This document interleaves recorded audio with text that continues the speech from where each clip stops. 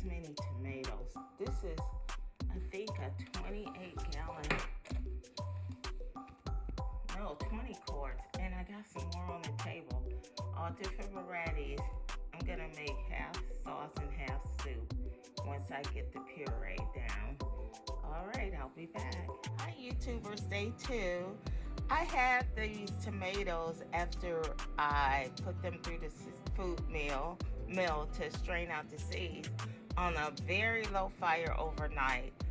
But the fire wasn't high enough for it to start reducing.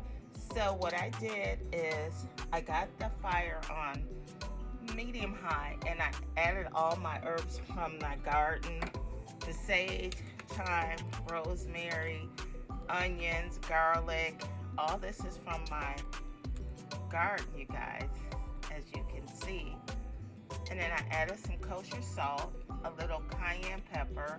I also put some fresh peppers in there, some ají rios, some Jimmy Nardello, and a jalapeno to give it some more kick, and a clove of garlic. I mean a bulb of garlic, not a clove. 2 onions so far, and I'm still unsure what I'm going to make with this. I don't know if I'm gonna do sauce or turn it into a tomato soup.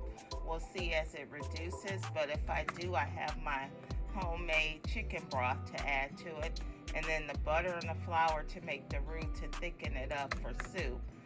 I don't know, I will see, but I still have all my Italian herbs in here. Oregano, hot and spicy, regular oregano, lemon thyme, English thyme, German thyme, sage, rosemary, basil, different types of basils in here, and it smells divine, you guys. And it is starting to reduce now. Okay, I'll be back. Bye. Sorry, YouTubers, I'm trying to multitask.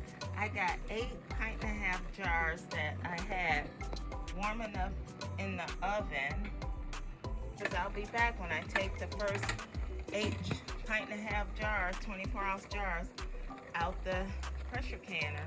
I'm just waiting for it to vent for 10 minutes before I put the gauge on there. I don't know if you can see it, but I'm just waiting for that to vent for 10 minutes. Then I'm going to put the gauge on, and this is about to come up.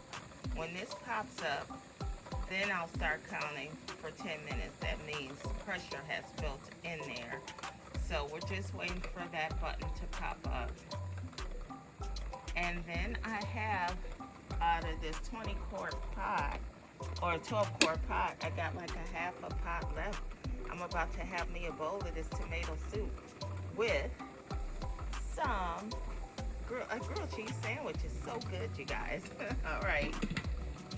All right, there we go. So now the pressure has built up. As you saw, the nipple just popped up. We're gonna let it vent for 10 minutes. I'm gonna put the timer on, and then I'm gonna put the gauge on and let it get up to pressure, and then I'll start my countdown. I'll be back, YouTubers. My gauge is up to pressure. This is my 10-pound weight. It's rocking back and forth, and you want it to rock on a steady, in a steady motion and not too fast. So what I'm gonna do is adjust the time, turn my heat down a little low, so it can stay between 10 and 11 pounds of pressure, and that rocks back and forth steadily, not too fast. This is the pace you want your gauge to rock back and forth, not your gauge, your weight. All right, and I have 2 rings on here. Each ring is 5 pounds, and I have a third one, and then I move to a higher elevation for 15 pounds. So this is going to pressure can for 25 minutes. It's pint and a half. They say 20, but I always let it go extra 5. It won't hurt anything. Okay, I'll be back. Bye. This is what I got so far. Look at that, 8 pint and a half jars of tomato soup.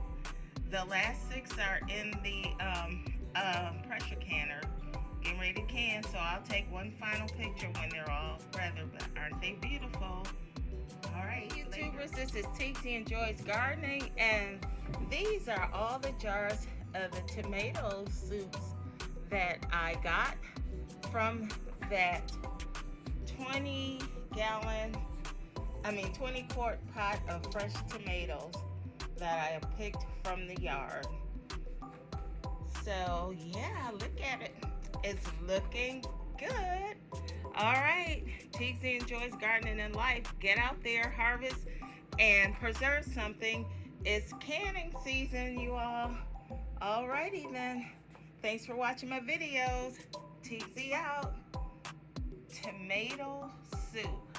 Yum. This is the skin and some of whatever else was left over after I ran my tomatoes through the food mill to make my tomato soup. So I'm going to turn this into powder to use it in the future for any tomato-based recipes.